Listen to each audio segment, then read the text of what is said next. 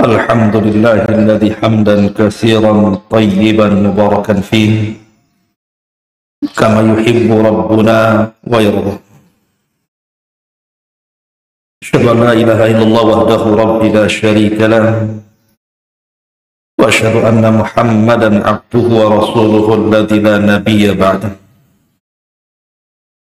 اللهم اجعل هذا اجتماعنا اجتماعا مرحوما، واجعل تفرقنا من بعده تفرقا معصوما، ولا تجعل فينا ولا من بيننا شقيا ولا محروما. أما بعد.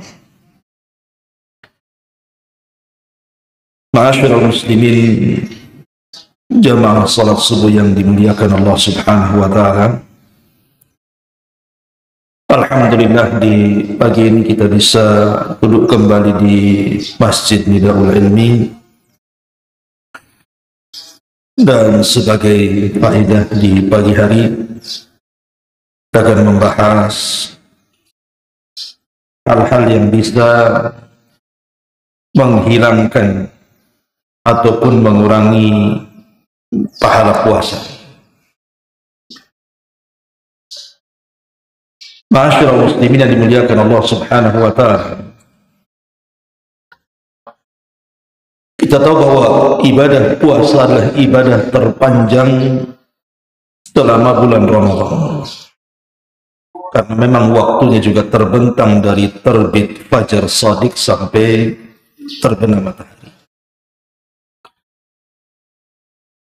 Tentu mempertahankan ibadah yang cukup lama itu perlu kesungguhan. Kalau tidak, maka boleh jadi bukan hanya menghilangkan pahala, tapi juga bisa membatalkan puasanya.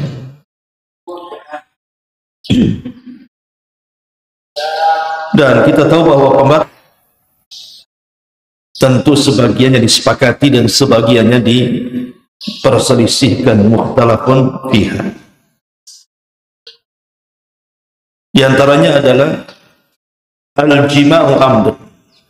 Al-jima'u amdan, seorang suami melakukan hubungan bersama istrinya secara sengaja, maka itu sepakat batal puasanya dan dia harus bayar kafarah. Kemudian yang kedua, al-istimna, mengeluarkan sperma dengan tangannya, atau bahasa kita onani atau yang semacamnya.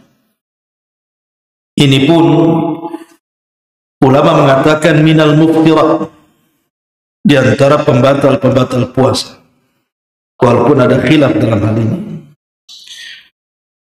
Dan itu berdasarkan hadis Nabi SAW, yatruku ta'amahu wa syarabahu wa syahwatahu min ajli, di mana puasa pada hari kiamat akan datang kepada Allah Azza wa Jalla membela para pelakunya dan mengatakan orang ini telah meninggalkan makanan, minuman dan syahwatnya karena, menunjukkan bahwa meninggalkan syahwat itu salah satu yang menjadikan puasa itu sah. Artinya kalau dia mengikuti syahwatnya dengan cara istimta atau istimna, maka sebagian ulama mengatakan batal puasa. Kemudian yang ketiga, al-aqlu wasyurbu amdan, makan dan minum secara sengaja. Kemudian juga sebagian ulama mengatakan maka nabi maknal aqli wasyurb, atau yang keempat, sekedudukan dengan makan dan minum. Seperti orang-orang yang ada di rumah sakit, ketika mereka diinfus, maka infus itu sekedudukan dengan makan dan minum, walaupun tidak masuk dalam mulutnya, tapi karena dia bimaknal aqli wasyurbi, maka ulama mengatakan tetap batal puasanya, kecuali hanya sekedar memasukkan obat saja. Kemudian yang kelima, ikhrajud dam bil hijamati wa nahwiha, mengeluarkan darah entah dengan cara bekam atau yang semacamnya seperti donor darah. Sebagian para ulama mengatakan batal puasa. Kenapa? Karena alasannya bisa melemahkan badannya.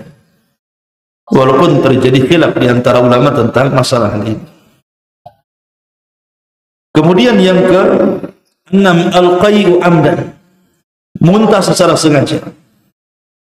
Maka muntah secara sengaja jelas membatalkan puasa. Dan itu berdasarkan hadis Nabi sallallahu alaihi wasallam, man istaqa'a amdan falyaqdi. Barang siapa yang sengaja memuntahkan sesuatu dari mulutnya, maka hendaknya dia mengqadha puasanya. Dan yang terakhir, khurujud damil haidi wan nifas, keluarnya darah haid dan juga nifas. Artinya kalau seorang wanita di tengah-tengah dia berpuasa kemudian keluar darah haid, maka secara otomatis batal puasanya. Ataupun mengeluarkan nifas, maka batal puasanya. Tentu ini ada yang disepakati, yang diperselisihkan. Tapi pembahasan kita bukan di sini. Pembahasan kita adalah hal-hal yang bisa mengurangi pahala puasa. Baik mengurangi secara keseluruhan, artinya sama sekali tidak dapat pahala, ataupun mungkin menghilangkan kesempurnaan dari pahala puasa itu sendiri. Apa saja itu? Pertama, al-kufru billah, kekufuran kepada Allah subhanahu wa ta'ala.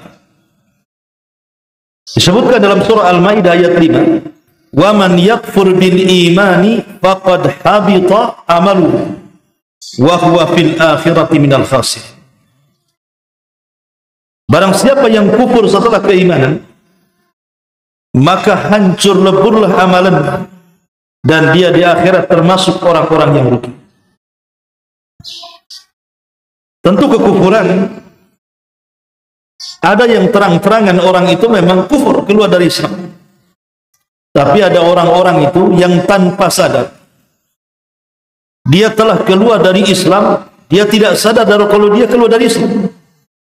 Mungkin mengucapkan sesuatu yang ucapannya ini terkandung kekufuran, atau melakukan sesuatu yang dia tidak sadar perbuatannya mengarah kepada kekufuran. Dan itu banyak. Seperti umpamanya istihza, mengolok-olok agama, atau membenci syariat. Seperti umpamanya dia protes, kenapa kemudian Islam memerintahkan sholat, capek saja sholat itu. Kenapa Islam memerintahkan haji, buang-buang uang saja? Kenapa Islam kemudian memerintahkan sedekah, enak saja? Kita yang cari uang, kita pula yang memberikan uang kita kepada orang lain, atau dengan bahasa yang lain. Hakikatnya dia membenci syariat. Maka orang yang seperti ini Allah subhanahu wa ta'ala katakan, dzalika bi annahum karihu ma anzalallah fa ahbata bihi a'maluhum. Itu yang demikian karena mereka membenci apa yang Allah turunkan kepada mereka, maka Allah hancur leburkan amalan mereka. Jadi kekufuran bisa menghilangkan pahala kita. Kemudian yang kedua, asyirku wa riya, kesyirikan dan juga riya. Setiap amalannya ingin dipuji manusia. Dan itu disebutkan dalam surah Az-Zumar ayat 65. Allah subhanahu wa ta'ala mengatakan, la in asyrakta la yahbatanna amaluka. Kalau engkau melakukan kesyirikan, maka leburlah amalan kalian. Dan Allah subhanahu wa ta'ala berfirman dalam hadis qudsi, ana aghna syuraka 'ani syirki man 'amila amalan asyraka fihi ma'i ghairi taraktuhu wa syirka. Saya adalah zat paling kaya dari seluruh sekutu-sekutu. Maka barang siapa yang melakukan sebuah amalan yang aku disekutukan padanya, maka aku tinggalkan ia dan kesyirikannya. Dari sini kita tahu bahwa syirik dan riya bisa membatalkan amal. Walaupun sering saya katakan, ikhwan, bahwa puasa itu sebenarnya akan sulit orang itu untuk melakukan riya. Bagaimana caranya orang puasa riya itu? Tidak ada tanda-tandanya. Karena amalan itu kan terbagi dua. Ada amalan zahir, ada amalan yang tampak, seperti sholat itu kan tampak dari takbiratul ihram sampai salam. Kemudian haji juga tampak karena kita berjalan dari negeri kita ke Mekah. Atau orang sedekah bawa harta, nampak gitu. Lah ada amalan-amalan itu yang sifatnya sirriyah, tidak tampak seperti puasa. Puasa ini tidak tampak amalannya. Bagaimana caranya menampakkan puasa? Tetapi kalau seandainya orang kemudian ria dengan puasanya, entah dengan mengucapkan saya sedang berpuasa, atau dengan cara perbuatannya, maka puasanya dinilai tidak berpahala sama sekali. Kenapa? Karena digugurkan dengan riya. Ini yang kedua. Kemudian yang ketiga, di antara hal yang bisa mengurangi pahala puasa, bahkan menghilangkannya, adalah fasadus salat. Orang yang rusak salat. Kita tahu bahwa di masyarakat ini terkadang aneh tapi nyata. Dia puasa tapi tidak sholat. Banyak orang-orang yang berpuasa itu tapi tidak sholat. Dan saya saksikan sendiri. Bahkan sebagian teman-teman yang kerja bangunan itu, kalau saya tanya, bang puasa enggak? Puasa. Tapi kalau datang waktu sholat, disuruh sholat tak mau pula dia. Kemudian kalau kita katakan, kenapa kamu puasa tapi meninggalkan sholat? Jawabannya enteng saja. Janganlah begitu Pak, udah tak sholat tak puasa pula. Kadang-kadang jawabannya enak sekali. Kita katakan bahwa Nabi SAW mengatakan, inna awal ma yuhasabul abdu yawmal qiyam salatu, fa in saluhat salatuhu saluha sairu amalihi, wa in fasada salatuhu fasada sairu amalihi. Kata Nabi SAW, awal yang pertama kali manusia dihisab pada hari kiamat, tentu maksudnya hak kita dengan Allah. Karena hak itu ada dua. Ada hak kita dengan Allah, ada hak kita dengan hamba. Kalau hak kita dengan Allah yang pertama kali dihisab adalah salatnya. Tapi kalau kita dengan hamba Allah yang lainnya, yang pertama kali dihisab adalah soal darah, soal pembunuhan. Nah di sini Nabi SAW mengatakan yang pertama kali dihisab pada hari kiamat, hak kita dengan Allah adalah solat. Maka barang siapa yang baik solatnya dianggap baik semua amalannya, dan barang siapa yang rusak solatnya maka dianggap rusak seluruh amalannya. Dari sini kita tahu bahwa solat itu barometer dan penentu baik dan tidaknya amalan yang lain. Seolah-olah percuma Anda berpuasa kalau meninggalkan sholat lima waktu. Itulah aneh. Bahkan yang lebih aneh lagi, terkadang dia tidak sholat tapi dia puasa. Kemudian kalau sudah dekat-dekat waktu menjelang maghrib, peka pula telinganya. Kapan azan? Kapan azan? Kadang-kadang dia setel radio tertentu supaya jelas azan. Bukan untuk sholat maghrib, tapi supaya bisa cepat berbuka kan. Kok dia bisa peka dengan azan, tapi dia tidak sholat. Lebih kacaunya lagi, tanya kurma pula. Mana kurmanya? Kenapa tanya kurma? Sunnah Ustaz, kurma. Masih ingat dia sunnah. Tapi yang wajib pula tak ingat. Nah ini kan kacau orang seperti ini. Ma'asyiral muslimin yang dimuliakan Allah Subhanahu wa ta'ala, maka yang bisa merusak pahala puasa adalah fasadu as-salat. Rusak salat. Kemudian juga diantara yang bisa merusak amalan adalah tarkus salatil asri, secara khusus meninggalkan salat asar. Nabi SAW mengatakan, man taraka salatal asri faqad habita amal. Barang siapa secara sengaja meninggalkan salat asar, maka amalannya akan dileburkan oleh Allah Azza wa Jalla. Amalannya akan dihilangkan. Menunjukkan bahwa salat asar ini salat yang sangat istimewa dalam Islam, sampai siapa yang meninggalkannya bisa menggugurkan amalan yang lainnya. Ya, karena salat asar itu dianggap salat wusta. Ketika Allah Subhanahu wa ta'ala berfirman, hafizu 'ala salawati was salatil wusta wa qumu lillahi qanitin. Jaga oleh kalian salat yang 5 waktu, terutama salat wusta. Sebagian ulama tafsir mengatakan yang dimaksud salat wusta itu, ada yang mengatakan salat subuh dan ada yang mengatakan salat asar. Adapun yang mengatakan salat subuh, karena salat subuh itu tidak ada gandengannya. Lain dengan zuhur, gandengannya asar. Bisa ditakhir dan ditakdim dalam jam. Kemudian maghrib dengan isya bisa ditakhir, bisa ditakdim dalam jamaah. Tapi subuh ini tidak bisa ditarik ke zuhur, tidak bisa tarik pula ke isya. Dia sendiri, dia tengah-tengah salat pagi, maka disebut wusta. Tapi ada yang mengatakan bukan salat subuh tapi salat asar. Kenapa? Karena berdasarkan nas. Ketika Nabi SAW harus menjaga parit dalam perang Khandaq, kemudian Nabi SAW tidak sempat melaksanakan asar kecuali di waktu maghrib, maka Rasul marah dan mengatakan, mala Allahu kuburahum wa buyutahumun nar.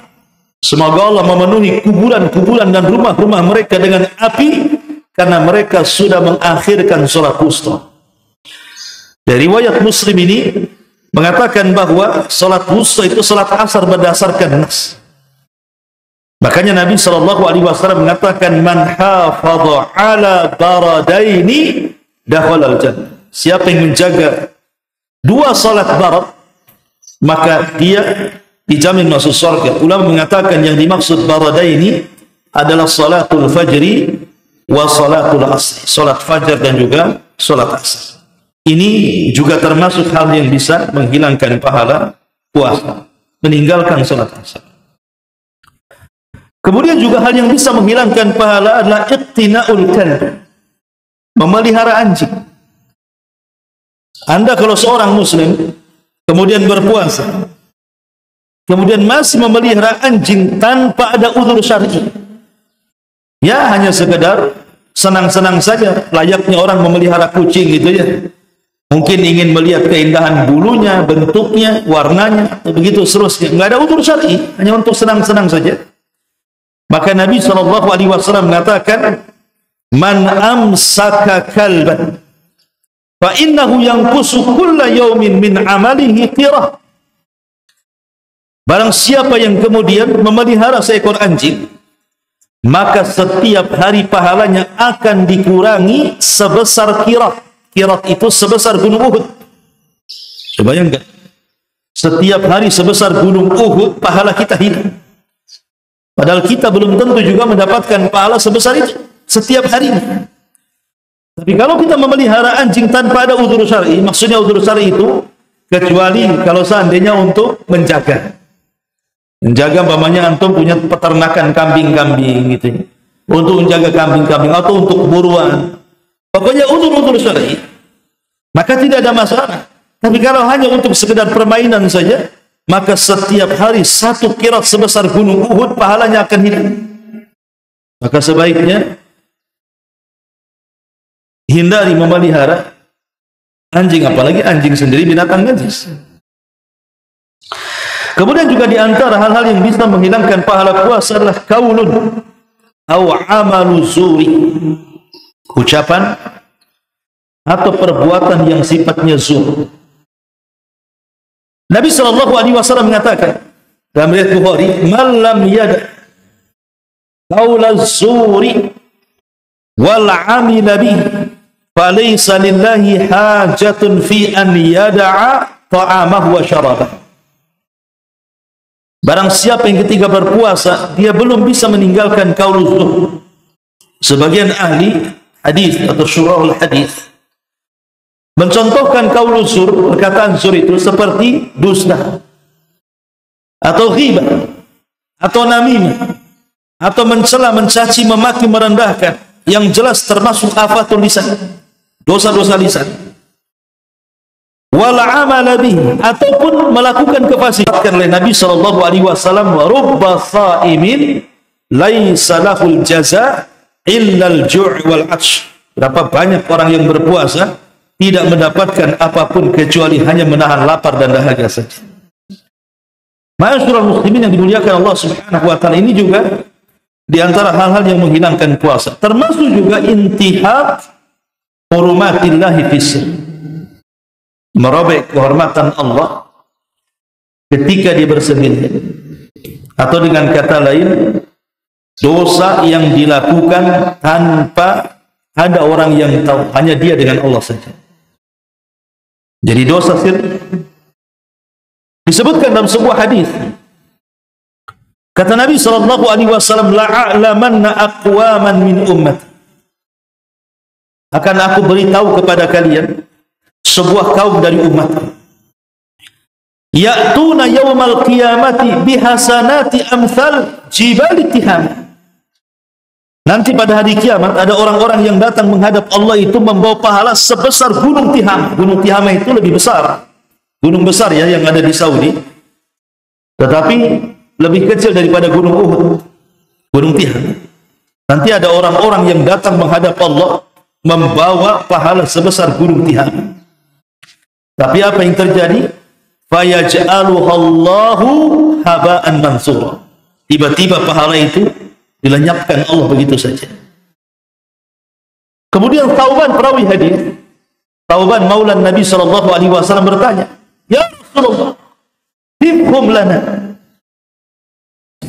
lana alla nakuna minhum. Rasul, sifatkan mereka agar kami tidak seperti mereka. Maka Nabi SAW mengatakan, amma innahum ikhwanukum wa min jildatikum wa ya'khuduna minal laili kama ta'khudun. Adapun mereka seperti kalian, saudara-saudara kalian, dan seperti kulit-kulit kalian. Mereka pun sama, terkadang mereka melaksanakan sholat malam seperti yang kalian lakukan. Artinya mereka rajin ibadah. Walakinnahum, tapi Rasul mengatakan, aqwamun idza khalau bimaharimillahi tahaquha. Tapi mereka sebuah kaum, apabila mereka bersendirian, tidak ada yang tahu kecuali mereka dengan Allah, mereka pun mulai merobek kehormatan Allah, boleh merobek keharaman. Dari sini kita tahu bahwa jangan pernah menganggap remeh dosa sirri. Dan musibah hari ini yang paling besar terhadap dosa sirri apa? Handphone. Itu dosa sirri. Karena apabila kita melihat handphone ketika kita berpuasa, coba kita melihat YouTube ataupun Instagram atau TikTok atau apa istilahnya, program-program dalam handphone itu, terkadang tanpa sadar kita melihat aurat-aurat yang diharamkan untuk dilihatkan, atau mendengarkan berita-berita hoax. Coba bayangkan antara kita dengan handphone saja kan, mendengarkan ghibah, mendengarkan namimah, mendengarkan berita hoax dalam handphone tersebut, dan kita asik mendengarkannya dan asik menonton. Tanpa sadar pahala sebesar gunung Tihama akan hilang. Makanya para ulama mengatakan supaya balance, rasanya supaya balance. Kalau dalam satu hari ini kita pernah melakukan dosa sirri, dosa yang tidak ada yang tahu kecuali kita dengan Allah Subhanahu wa ta'ala, maka lakukan hal yang sama, lakukan ibadah sirriyah juga pada hari yang sama. Jadi kalau hari ini mungkin kita sibuk dengan handphone kita, melihat hal-hal yang diharamkan, melihat aurat atau hal-hal yang tidak senonoh untuk kita lihat, kemudian kita lihat atau mendengar atau keaslikan menonton, maka di waktu yang sama juga kalau bisa lakukan ibadah sirriyah, entah istighfar, entah berzikir, entah baca Quran, yang tidak ada yang tahu kecuali kita dengan Allah Subhanahu wa ta'ala, supaya pahala kita itu tidak hilang dengan dosa sirriyah. Maka lakukan ibadah sirriyah juga. Ma'asyiral muslimin yang dimuliakan Allah Azza wa Jalla, ini di antara hal-hal yang bisa mengurangi atau bahkan menghilangkan pahala puasa. Kemudian juga uququl walidain, durhaka dengan orang tua. Ini juga bisa menghilangkan pahala. Karena bagaimanapun ibadah itu ditentukan, artinya dalam ibadah kita itu kan kita mencari ridha Allah. Apa sih yang kita cari dalam ibadah kalau bukan karena mencari ridha Allah? Sementara ridha Allah itu ditentukan dengan ridhonya kedua orang tua. Maka Rasul mengatakan ridha Allah bi ridhal walidain. Maka keridhaan Allah ditentukan dengan ridhonya orang tua, dan murkanya Allah juga terkadang ditentukan dengan kemurkaan orang tua. Ini diantara hal-hal yang bisa mengurangi bahkan menghilangkan pahala puasa. Kemudian juga di antara hal-hal yang bisa menghilangkan pahala puasa adalah berzina atau bermaksiat kepada Allah Subhanahu wa taala. Zina ini kan tidak mesti zina besar, artinya berhubungan layaknya suami istri. Artinya zina ini bisa dilakukan dengan mata, bisa dilakukan dengan telinga, bisa dilakukan dengan lisan, bisa dilakukan dengan tangan dan kaki.